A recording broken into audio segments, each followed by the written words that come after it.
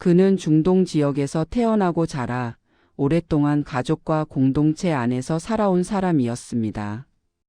오늘 들려드릴 이야기는 한 중동 출신 중년 남성이 한국에서 살며 처음으로 낯선 방식의 따뜻함을 이해하게 된 어느 조용한 하루에 대한 이야기입니다.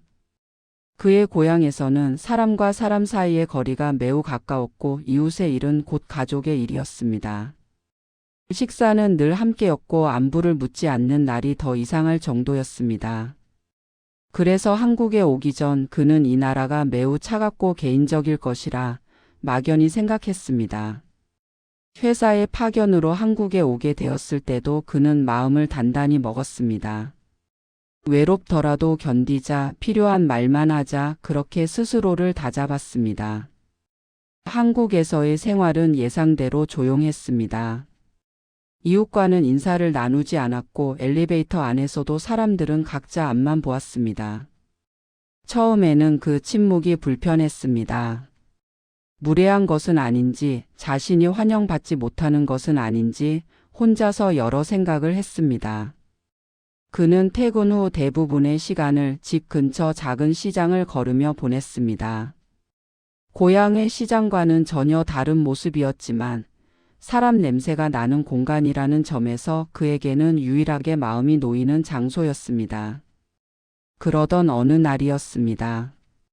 그는 집으로 돌아오는 길에 시장 안에 위치한 작은 분식집에 들렀습니다. 비가 내리던 날이었고 몸도 마음도 유난히 지쳐 있던 저녁이었습니다. 가게 안에는 몇 명의 손님과 주인으로 보이는 중년 여성이 있었습니다. 그는 메뉴를 제대로 읽지 못해 가장 익숙해 보이는 것을 손으로 가리켰습니다. 주인은 아무 말 없이 고개를 끄덕이고 음식을 준비했습니다. 잠시 후 그의 앞에 따뜻한 국물이 놓였습니다. 그는 한 숟가락을 떠먹고 놀랐습니다. 매운맛이 아니라 깊고 부드러운 맛이었습니다. 그 순간 그는 이상하게도 고향의 저녁을 떠올렸습니다. 식당 안은 조용했고 특별한 대화는 없었습니다.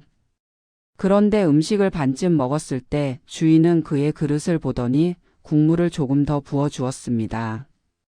그는 놀라서 손사래를 쳤지만 주인은 짧게 말했습니다. 비 오는 날엔 이게 좋아요. 그 말은 설명도 아니었고 친해지려는 시도도 아니었습니다. 그저 당연하다는 듯한 말이었습니다. 그는 그 국물을 천천히 마시며 마음속에서 무언가가 풀리는 것을 느꼈습니다.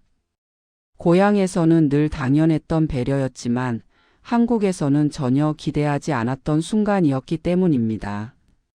계산을 하려 하자 주인은 작은 반찬 하나를 더 봉지에 담아 주었습니다. 집에 가서 드세요. 그는 그 말을 듣고 잠시 말을 잃었습니다. 감사하다는 말을 여러 번 했지만 주인은 그저 고개만 끄덕였습니다. 가게를 나서며 그는 비를 맞고 잠시 서 있었습니다.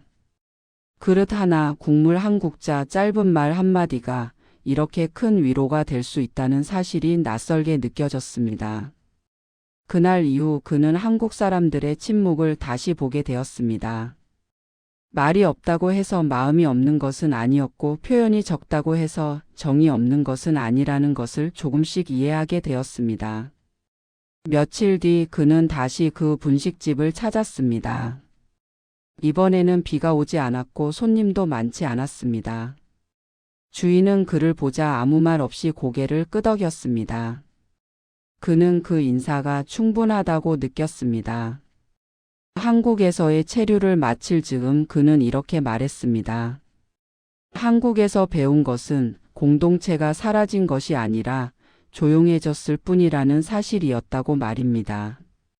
각자의 삶을 존중하면서도 필요한 순간에는 자연스럽게 손을 내미는 방식, 그것이 이 나라의 따뜻함이라는 것을 그는 이해하게 되었습니다. 떠나기 전날 그는 마지막으로 그 분식집 앞을 지나쳤습니다. 들어가 인사를 할까 망설였지만 그러지 않았습니다. 대신 마음속으로 깊이 고개를 숙였습니다. 이 이야기는 중동 출신 외국인들을 포함해 여러 해외 체류자들이 한국에서 경험한 식당과 시장에서의 조용한 배려의 순간들을 바탕으로 재구성한 이야기입니다. 우리가 아무 생각 없이 더 얹어준 국물 한 국자, 짧게 건넨 한마디가 누군가에게는 낯선 나라에서 다시 사람을 믿게 만드는 계기가 될 수 있습니다. 오늘 이 이야기를 듣고 계신 여러분도 이미 그런 순간을 여러 번 만들어 오셨을지 모릅니다. 다음 이야기에서는 또 다른 외국인의 시선으로 한국에서 처음으로 웃음이 터졌던 하루를 천천히 들려드리겠습니다. 고맙습니다.